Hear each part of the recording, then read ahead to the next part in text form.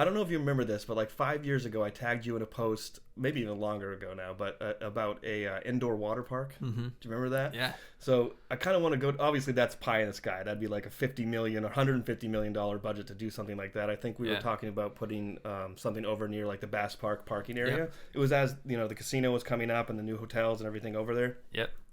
Do you think something like that could ever be possible in the city of Bangor? Because you look at other cold climate places. New Hampshire has one. Yeah. I think Quebec or Montreal have them right outside the city. So what do you think about that? Actually, we keep seeing this commercial on TV, my wife and I, and I forget where it is in Massachusetts, but it's basically an indoor water park. Yeah. And it's this great wintertime destination for families and with kids. And I don't know. Why not? Why not? How would we even begin? Because like I said, I tagged you as a joke, like thinking that, Ben will find somebody. Yeah. But how do you do that? Because if you even think about like Amazon, them going around shopping to cities, like would you go find an amusement park company and say, hey, like would you consider coming to Bangor? How does that begin? One of the things I've learned on city council, unfortunately, is that our tools for attracting businesses are somewhat limited.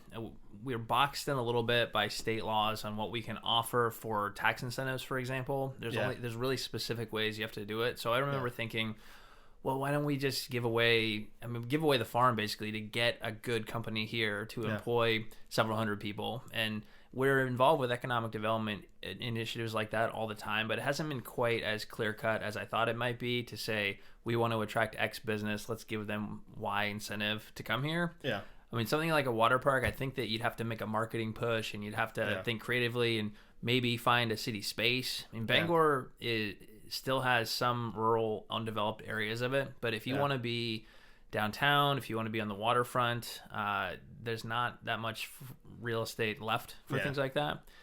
People often want to do creative things downtown, and it's just tough. A lot of the buildings are pretty old and they require a lot of work to be rehabbed. I selfishly brought up the indoor water park because, as you know, it's March today, March 1st. Yeah. March in Maine can be tough. I know you love living here. I love living in Maine too. We chose to be here, but it gets tough. So I want something warm. So that's why I'm doing the pie in the sky, tossing this out in this podcast. If you're listening, if you got $150 million, please build Chaz and Ben a place to go float in a lazy river in March. Yeah.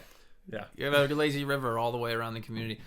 People always talk about better linkages between Bangor and Brewer too. Yeah. I don't know if you could have like a pipeline with the lazy river. I'm glad you said that. I was thinking this a second ago about things that cities have done. So, I can't remember if it was in Brooklyn or Queens or maybe New Jersey or where, but somewhere on one of the rivers on either side of Manhattan, they built a barge pool that they stuck in the river, so people could go and like have a martini and swim around and feel like they're swimming in the river, but it was just a big floating pool. Yeah. So once again, pie in the sky for Bangor to get a big floating pool, but that would be pretty awesome if you could swim in the Penobscot but not be in the Penobscot. Yeah, on a concert night, a warm summer night. Yeah, it's like a few feet taller than the actual water is, but you feel like you're in the water, and it's obviously chlorine and safe. But